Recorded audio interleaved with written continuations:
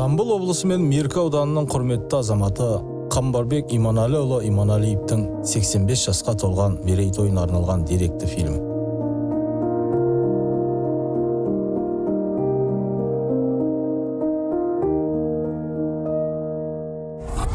Бүкіл елдің сөзін сөйлеп, дау-дамайды шешіп, ұрпақ бойына ұлттық рух, ізгі қасиеттерді сіңіріп отыратын, әр сөзі Құран хадистеріндей қасиетті, қадірлі кісіні абыз деп атаған Бауыржан Момышұлы. Қазақстан байтақ ел. Ұлы дала төсінде көсіліп жатқан алып мемлекет. Сайын даламыз бізді жер көлемі жағынан әлемнің 9-шы сатысына көтереді. Кең даланы кем көздермен қызғыштай қорған ата-бабамыз шынында батыр. Қазақ даласының әрбір бұрышы құт тарып бақ қонған қадірлі мекенге толы. Ол тарихы тасқа қашалып, баһадүр бабалары қазақ халқының мақтаны болған рухани қастер тұтар мекені Меркі. Түркі дүниесі ғана емес, исі мұсылман жұрты қастер тұтар алтын бесігі Меркі.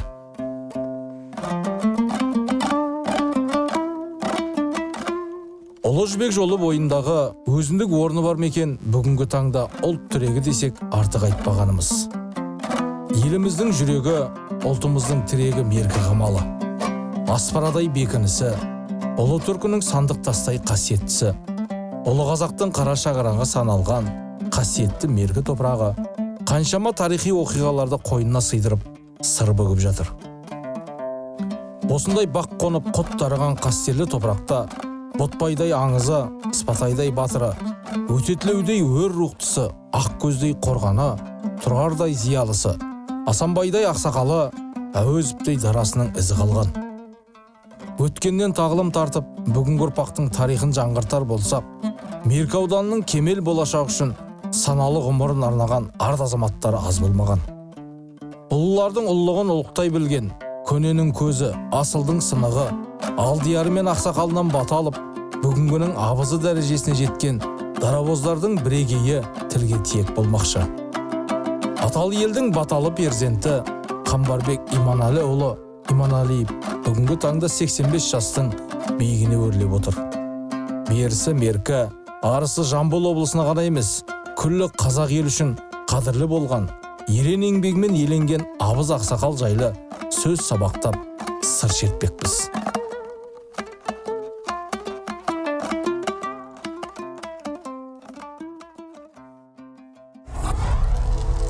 Адам өмірі қамшының сабындай ғана қысқа екен. Досы көп, ұрпақ тәрбиелеген ұтады екен. Қорқыт ата. Қамбарбек Иманалиев, Меркі ауданы Сұрот ауылында, қазіргі Киров атындағы колхоз, мына егемендік алғаннан кейін Спатай батыр атындағы жекеменшік шаруашылық болды. Сол жерде туып өстім. Әкем Жылқыбайұлы Иманалы 1898 жылы туған. Колхозда колхоз ұйымдастыруға белсене араласып, колхоздың сол Сұрат колхозын ұйымдастырушылардың бірі.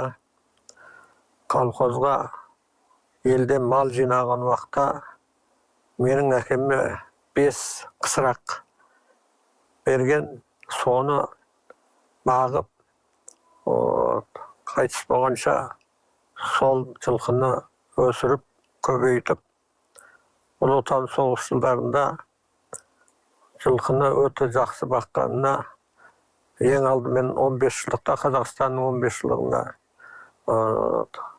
арнайы медалмен марапатталған. Соғыс жылдарында соғысқа 40 жарамды тамаша ат беріп, содан маршал Будённыйдан құттықтау хат алған.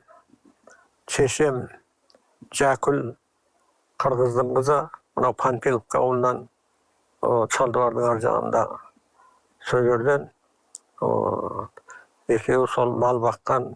Мен 3 ағайындымын. Үлкен ағам Жылқыбаев Әбдібай, Vatan Soğuşu'na 25 yıl tuğan Vatan Soğuşu'na katısıp Berlin'e deyim barıp Berlin'e tutukkenге katısıp sözörde ülkün toyduman bolup barlığına жаңағы 100 gramdan bergen aytıp oturatın soğan katısıp kelgenden keyin ol kolxozda algası жұмыс istedi. Uşoçuk boldu.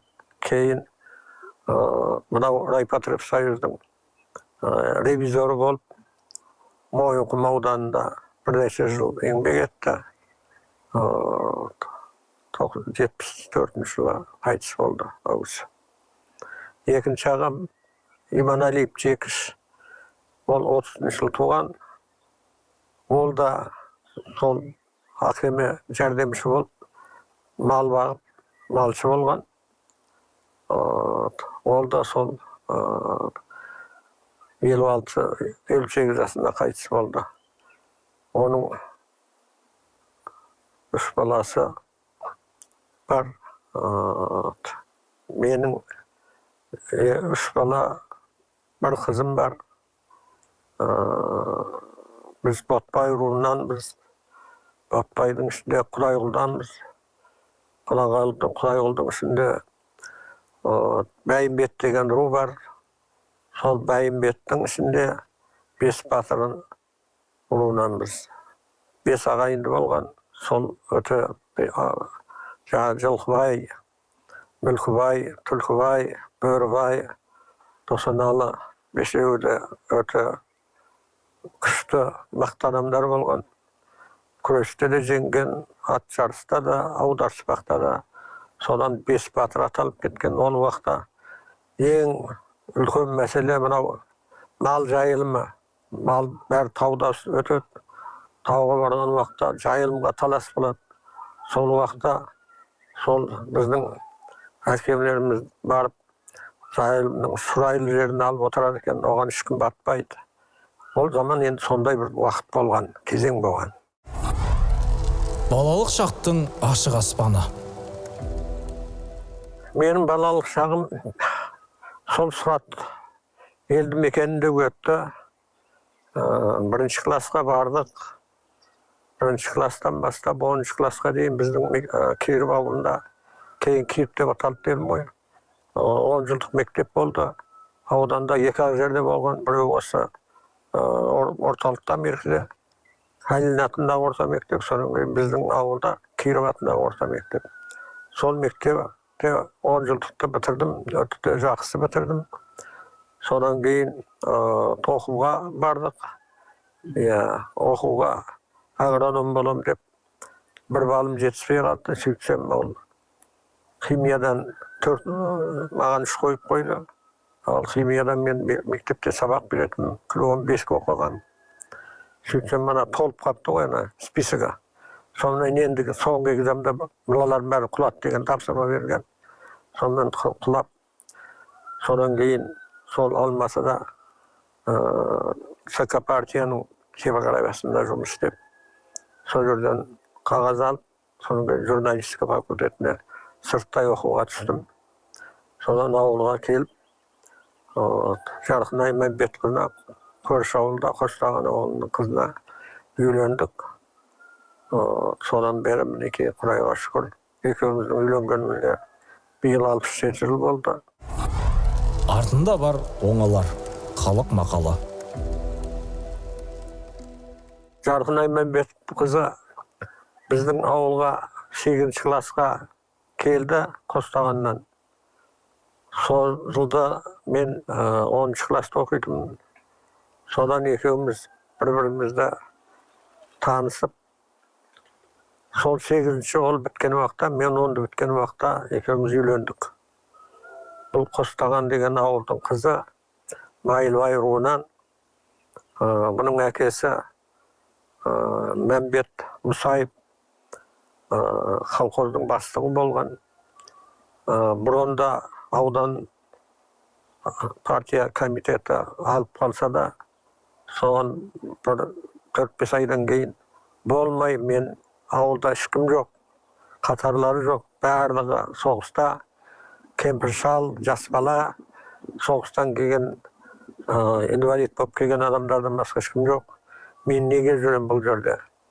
Мен отанды қорғауға баруым керек. Ертең мені сен отан қорғауға барған жоқсың.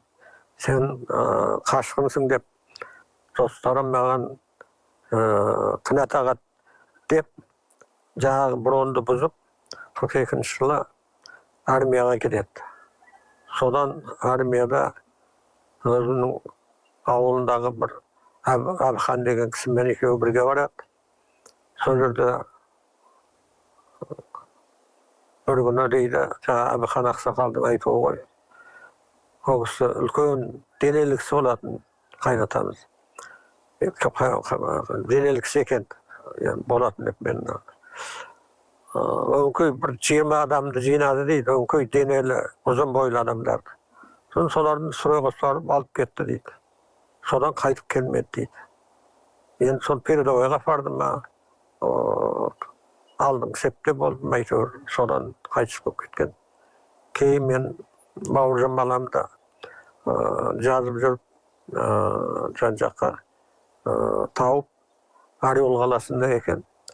Соның жатқан жеріне, зиратына барып, ауылдан топырақ апарып қойып, ауылға келгеннен кейін мына Қазақстан ресторанында сол кісілердің уағында бірге еңбек еткен, бірге жүрген, бірге тұрған көптеген білетін адамдарды, ағайын туғандарды шақырып, арнайы түрде ас бергенбіз. Таза мінсіз асыл тас су түбінде жатады. Су түбінде жатқан тас жел толқытса шығады. Асан Қайғы. Мен енді сол екеуміз үйленгеннен кейін ауылда, жаңағы Сұратта, Қырманда әртүрлі жұмыста істеп жүрдім.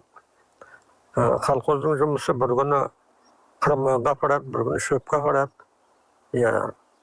Содан мен газетке, аудандық газетке коммунизм туы газетіне мақала жазып жүретін. Бір күні үйге хат келді редакциядан. Сіз келіп кетіңізші редакцияға деп. Соны мен сұранып бардым. Сөйтсем Есейіп Али Хасанович деген редактор, татар жігіті. Сол қабылдап, ол маған айтты, сен бізге мақала жазып тұрады екенсің. Жазған мақалаң бәрі жақсы.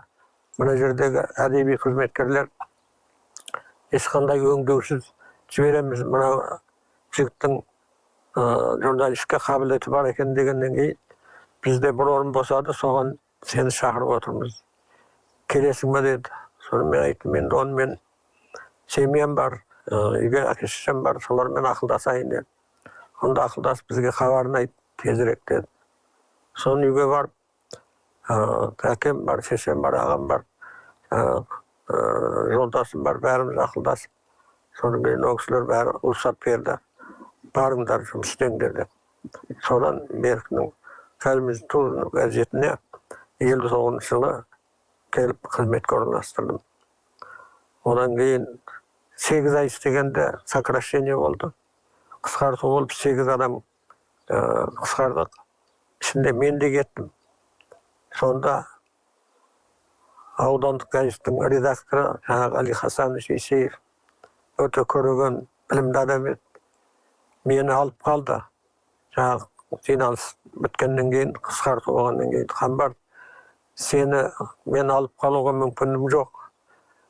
Сен ең соңынан қабылданған адамсың. Бірақ та сенің жағдайыңды көрдім мен. Сенен жақсы қызметкер шығады екен. Сен ертең жақсы киініп келші маған таңертең. Мен сені аудан партия комитетінің бірінші хатшысына апарып, жұмыс тауып беруге саған жәрдемдесейін деді. Сол ертеңіне сол алып барып, аудандық партия комитетінің бірінші секретары Жындыбаев Кемел Тайқұлович дегенге кіріп, мені сол жерге қызметке орналастырды. Қызметім сол тех секретар, кассир, статистик болып орналастым. Партия ұйымының секретары болып барасың. Мен таңғалатыным Есейіптің үлкен білімділігі, адамгершілігі, мейірімділігі. Мен не жоғары білімім жоқ, сырттай жаңадан түскенмін. Не партияда жоқпын, Осы мені алып барып комсомолым ғой енді. Аудандық партия комитетінің бірінші секретарына апарып, маған қызмет алып беруге, міне ол кісіге мен бір бақи ризамын. Ол кісінің адам тани білгендігі, кадр тани білгендігі. Ол жерде бір жыл үш айдай істедім. Партия қатарына кандидаттыққа өттім. Кандидатқа өткеннен кейін мені Теміртай Құлыбыш аудандық партия комитетінің бірінші секретары Айқан бар, сен мен енді райком комсомол құрастырамын деп, райком комсомол орналастырды. Райком комсомолда нұсқаушы болып істеп жүрдім. Содан бір жылдан кейін, бір жарым жылдай істедім. Бір күні мені аудандық партия комитетінің ұйымдастыру бөлімінің меңгерушісі Алмахамбетов Смет деген шақырып, Айқан бар, сен неңді толтырып берші. Сені райкомға инструктор аламыз. Сен уже бізге дайын кадрсың деді. Соны мен бәрін толтырып бердім. Одан енді соны күтіп жүрген уақытта бір күні мен комсомолда жаңағы Ақтоған, қазір Ақтоған дейді, бұрын большевик колхозы болатын. Сол жерде Томашев Ораз деген бастауыш комсомол секретары бар еді. Соның барлық жұмысымен танысып отырсам, мені райкомға шақырып жатыр деген бастық секретары келді. Содан мотоцикл жаңағы 149. Соны оталдырып алып, қуанып мені енді райкомға инструктор болады деп келдім. Сөйтсем, бюроға жатыр екен, бюроға кірді деді, кірдім. Бюро адам тола іші. Өтті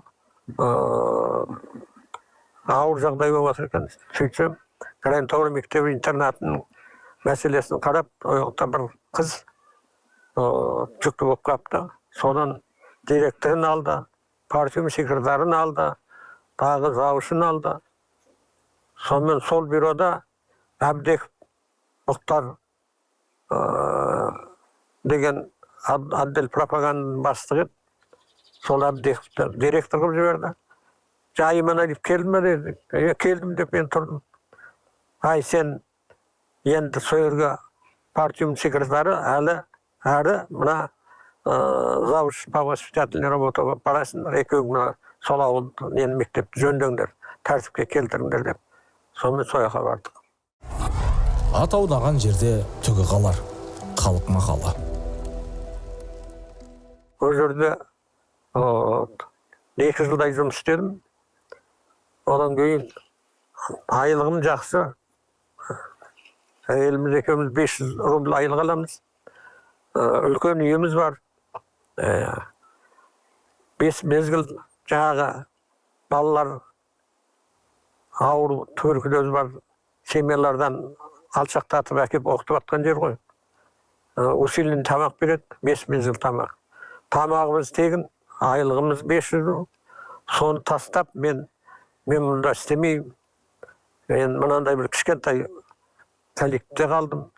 Мен ана ауданда істегенде ауданның барлығын білушем, колхоз совхозын аралаушем, елді білушем, мынау маған қол емес деп, сол жұмысты тастап редакцияға келіп 67 рубльге айлыққа жұмысқа тұрдым.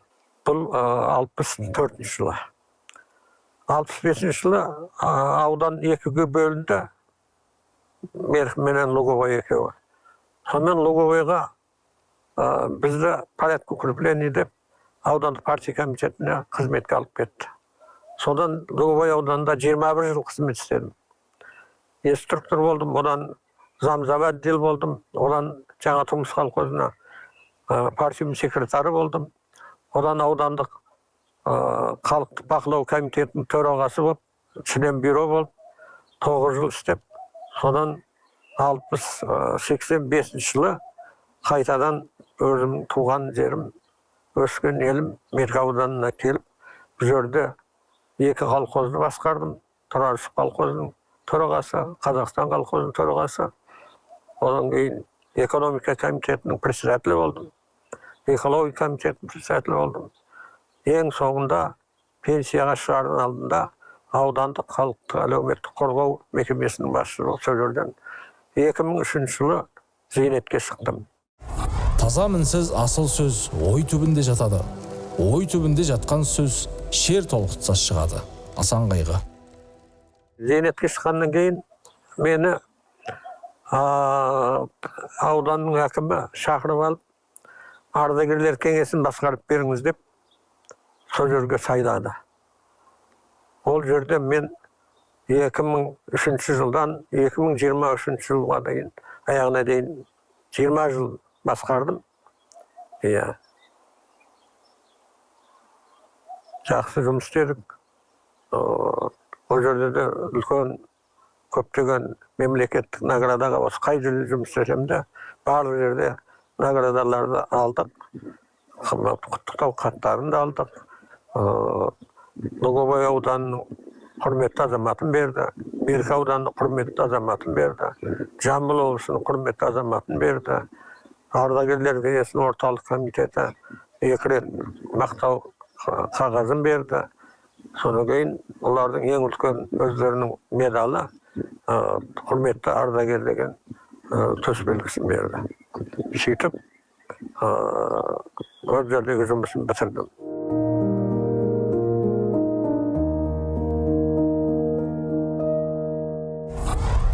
Меркеге қызметке келген адам қалып кететін берекелі құт мекен. Меркі бұның мақтанатын жөніміз бар, өйткені Меркінің аты мінекей барлық жердің аты өзгерсе де, бұл аты әлі өзгермей келе жатқан жер. Екіншіден, мұның ауа райы өте жақсы. Меркеге қызметке келген адам сырттық жақтан бұл жерден кетпейді, өшірді қалады барлығына.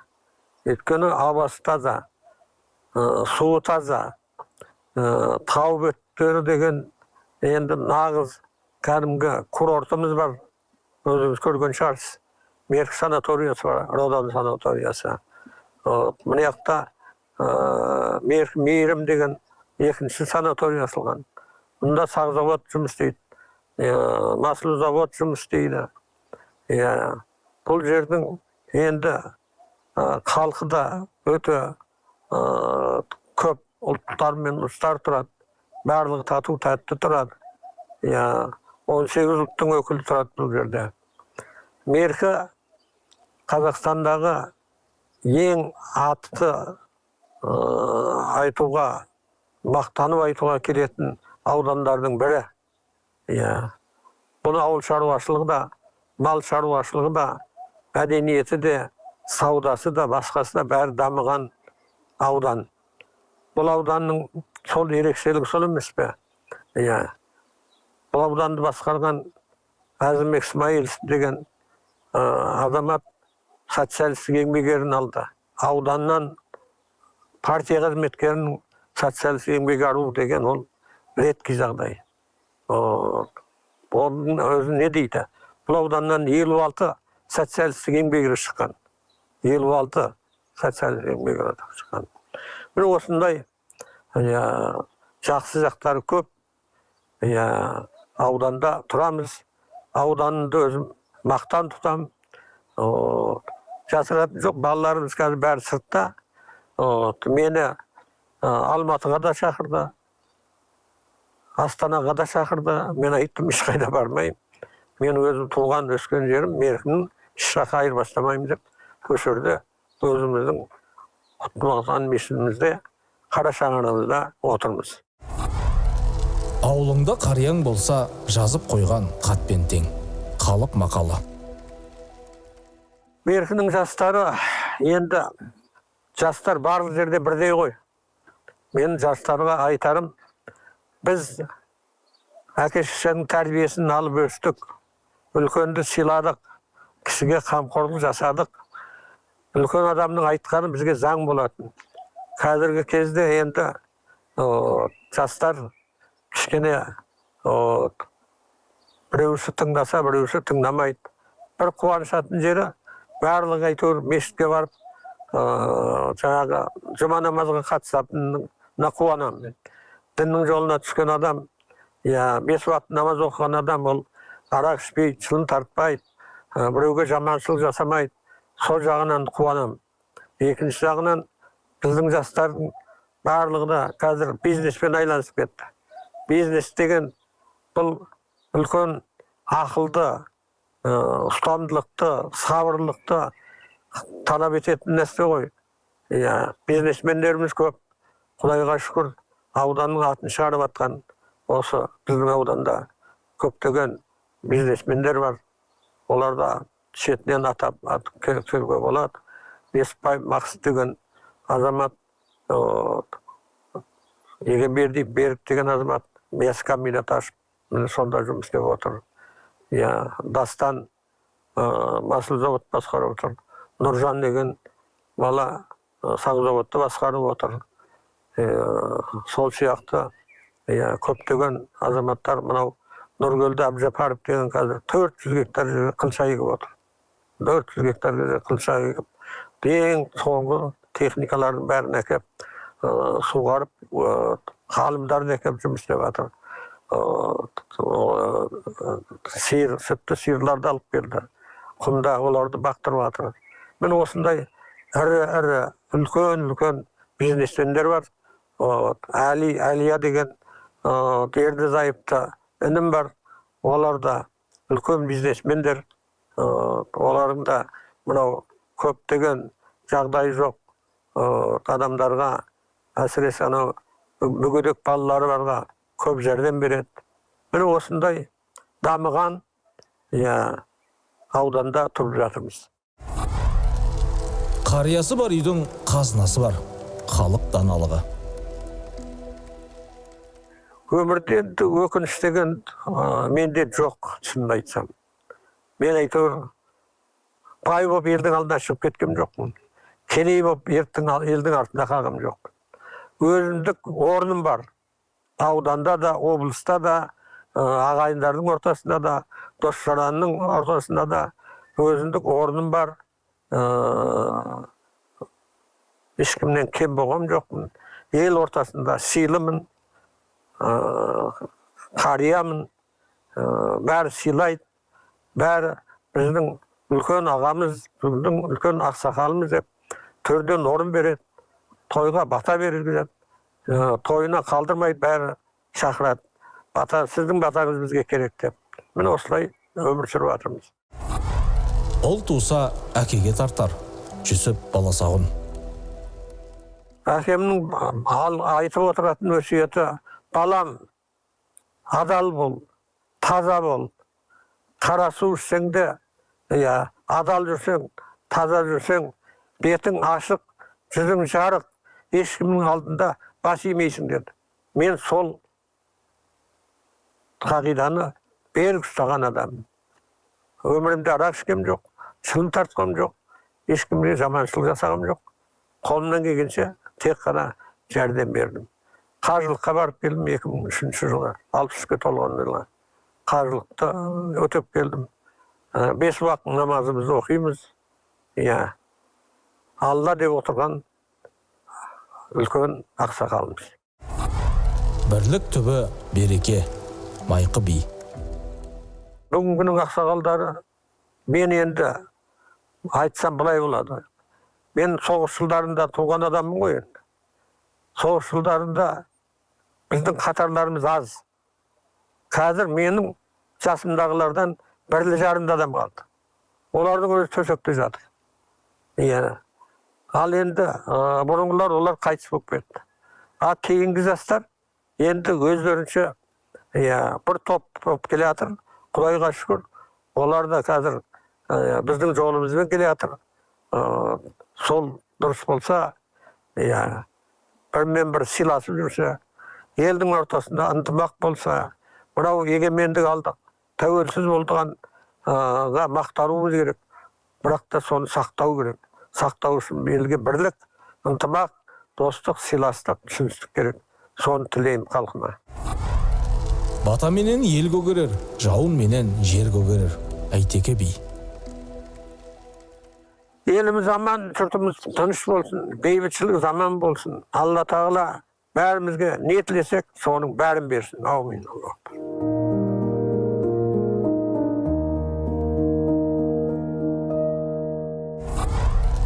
Ағасы бардың жағасы бар. інісі бардың танысы бар. Халық мақалы. Мен Қамбарбек Иманалы ағамызды сол жаңағы 70-ші жылдары мен мына Жаңағырмыс ауылында сол жерде болатын, сол Қамбарбек аға келіп мені комсорг қылып жалпы жиналыс ашып мен сол сайлады. Комсомол ұйымының хатшысы қылып жастарға кішкене сен игемің бар екен жастарды ұйымдастыруға деп, ол кезде білесіз ғой, мынау жаңағы қызылша егет колхоз, сол қызылша кейде жиналмай қалады. Ал енді оған жаңағы сол Луговойда техникум бар ғой, Жамбыл ветеринарлық техникум, соның оқушыларын алып келіп бізде соның бәрін ұйымдастырып, осы Қамбар аға жаңағы маған айтты, осыларды ұйымдастырып, мынау жастар кешкі бос уақытысын босқа өткізбесін деп, сол кішігірім клубымыз бар, сол жерде би өткізіп, сол жастарды көбірек тартып, ұйымдастырып, сөйтіп, сонда бізде жаңағы не жоқ еді, жаңағы музыкальный инструменттер жоқ еді неде, жаңағы ауылда. Сонда колхоздың бастығынан кәдімгі сол чековый книжкасын маған қолыма алып берді көбім. Содан Алматыдағы жаңағы сум бар ғой, соған барып сол жерден түгел жаңағы күшейткіш аппаратуралар, жаңағы гитара несі бар, ионикасы бар, бәрін түгел жаңағы 5 қатарлы баянына дейін жаңағы көркемдік жетекшіміз Махан деген жігіт еді, алып бердік. Кейін Гүлдер ансамблінің киімін түгел алып келдік. Сөйтіп, ол әжептәуір бір 40-50 адам қатысты, сонда көркемөнер базары үйірмесіне мүше болып келіп, соның барлығы осы біздің парторгымыз, ол кезде партияның хатшысы болған осы Қамбарбек ағамыздың жол көрсетуімен, былайша айтқанда, сондай неге жеткізейік ауылға. Тура биде туған жоқ. Халық мақалы. Енді бұл кісі өзім сияқты, бұл кісі де журналист қой. Жаңағы журналистикада жазып. Мен бұл кісіден өнеге алатын себебім, бұл кісі жаңағы қазақ айтады ғой, тура биде туған жоқ дейді. Бұл кісі тура сөйлеп қашанда, сол әйтеуір жаңағы қай жерге жіберсе де, мына Меркі аудандық газеттің коммунизм туында істеп жүрген кезде, ол кезде мына 64-ші жылдар ғой, сол екі ауданның бірігетін уақытысы. Сол кезде мына Луговой ауданында бір табарлы сүт фермасына барып, бұл кісі бір сын мақала жазды. Жаңағы онысын оқыдық, шынын айту керек қой, жаңағы ол үшін мықты журналист болу керек қой. Жаңағы қайтпай, ештеңеден қорықпай сөйтіп жазу керек қой. Сондай материалдары бұл кісінің ши газетке шығып тұрды. Содан сабақ алдық бізде. Біз ол кезде, мен аудандық газетте жаңағы алғаш корректор, содан кейін жаңағы әдеби жағын басқардым. Сол 21 жыл, сол Құлан таңы, ол кезде коммунистік еңбек болатын. Сол газетті істедік. Әкеден мал қалғанша тал қалсын. Халық мақалы. Мына 20 жыл аудандағы ардагерлер кеңесінің төрағасы болды ғой бұл кісі. Сол кезде бұл кісі мына біздің батырлар Сайрамнан Ботбай батырдың жаңағы жатқан жерін тауып, соған басына кесене қою мәселесін көтеріп, кейін сол жанында асханасына дейін салуға осы кісі ұйытқып, сол Сайрамға барып, жаңағы кәдімгі айтып жатады ғой, Сайрамда сансыз бап деп, сол Ботбай атаға кесене тұрғызып, мынау Андас пен Сыпатай осы ауылда ағайынды кісілер ғой, батыр екеуі. Сол Андас батырға мынау Вознесеновка деген ауыл бар, мынау Қырғызстанмен шекаралас. Сол жерде жаңағы Андас батырға кесене салғыз бұл кісі. Бұл онда да көп еңбек сіңірді. Кейін мынау жаңағы Дулат бабаның қоры, Ботпай бабаның қорына жетекшілік етті бүкіл республика бойынша. Ол ас беріп, ас шаптыру, халықты ұйымдастыру жаға келгенде бұл кісі шында да жан аямы жұмыс істейді, шын айту керек. Ассалаумағалейкум, құрметті қазақ елі. Мен Сыпатай батыр атамыздың тікелей ұрпағымын.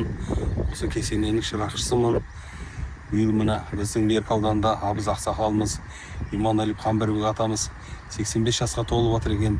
Мерейтойы құтты болсын. Енді ол кісі жайлы айта кететін болсақ, біздің Сыпатай атамыз жайлы Сыпатай атамыздың күмбезіне көп еңбек сіңген ол кісінің талай рет ат шаптырып ас бергенбіз. Бәрі сол Қамбарбек ақсақал атамыздың еңбегі десек болады. Сол атамыздың ғұмыр ұзақ болсын, өмірі ұзақ болсын, ұрпақтарының қызығын көрсін, еліміз, жұртымыз аман болсын. Сол ақсақал өмір жасың ұзақ болсын. Ол кісі дала академигі. Дала академигі деп атаушы едік ол кісіні. Осман Үмбетов деген колхоздың бастығы болған кезінде Асанбай Асқаровтармен қатар жұмыс істеген өте бір білімі төмен болса да сол колхоздастыру кезінде көзге түскен үлкен ақсақал еді. Содан кейін ол кісінің осы 90 жылдығын атап өту кезінде осы Қамбарбек көкем көп жүгірді, ұйымдастырды халықты. Шын айту керек, ол кезде елден қаражат жинаудың өзі оңай емес еді. Бұл кісілер соны өз күшіменен өткізді. Осы Меркінің жаңағы Атшабар алаңында 30 ба 40 ба жаңағы киіз үй тігілді. Бүкіл жалғыз бұл аудан емес, басқа аудандардан да келді. Көп жаңағы бәйгеге жүйрік сәйгүліктер қосылды. Оның да ол мәселен жаңағы бірінші келген атқа жип мәжінесін тікті.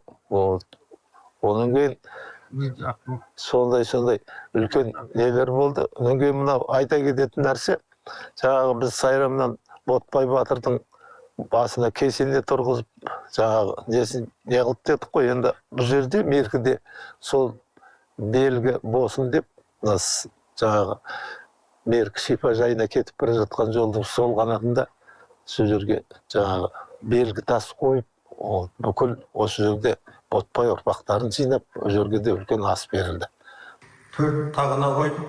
Мына жерге оның үстінен шаңырақ қойып, үсті Дулат баба, Дулаттан тараған төрт ұрпағы бар. Ботпай Шымыр Сейхун Жанысының төрт тоғын деп ательосына жасадық. Мына жерде бесікте Сайрамнан Ботпай ағамыздың жатқан жерінен арнайы түрде топырақ алып келіп өсірді қойдық. Сөйтіп үлкен есім мұндай адам қатысқан той өткізіп, тойда Нәлібаев деген академик ағамыз баяндама жасады. Содан кейін сол 30-40 шақты қазақ үй тіктік. Ат жарыс жасадық. Ат жарысына жіп машинасын бердік. Содан кейін ақындардың айтысын өткіздік. Ақындардың барлығы Айнұр Тұрсынбаевадан бастап барлық мықты ақындардың бәрі келді. Содан кейін үлкен аударыспақ басқа күрес сондай ойындары болды. Ел бүгін кешке шейін санауға Атшабар жақта тойладық. Сөйтіп баламыздың Сайрамнан жеткен жеріндегі топырағын халық отпай жатқан, халық Ботпай өмір сүріп отырған Меркіге әкеліп, Меркіде әрбір осы шараны өткізіп, мына жерде сыртында көрдіңіз, төрт Ботпайдың тараған төрт ұлы аталарының Құдайұлының, Шағайдың, Бұрыластың, Бидастың елегі қойып, олар тараған ұрпақтарын бәрін жарысып қойып, олар жарысып қазір үйленген жастар бәрі осында келіп, Ботпай болысына сәлем қылып, таң өтіп, жолымызда да Алла тағала бізге жақсы өмірлерді тілеп жетеді.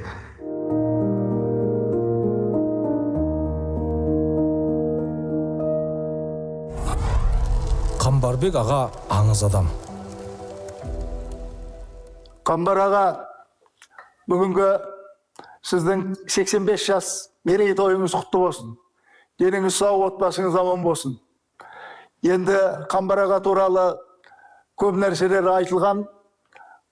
Менің қосағаным Қамбар ағаның артына келген ұрпағына, қалған ұрпағына қалдырар өнеге өсиет дүниесі көп.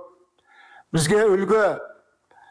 Бұл сияқты ағалар мен республиканың көлемінде талай қызметтерде жүргенде аралап көрдім. Бұл кісі ақсақал адамдарды көргенім жоқ.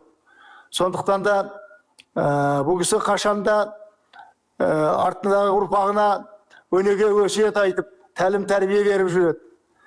Қамбар ағаның халыққа жасаған қызметі айтылды, әруаққа жасаған қызметтері айтылды.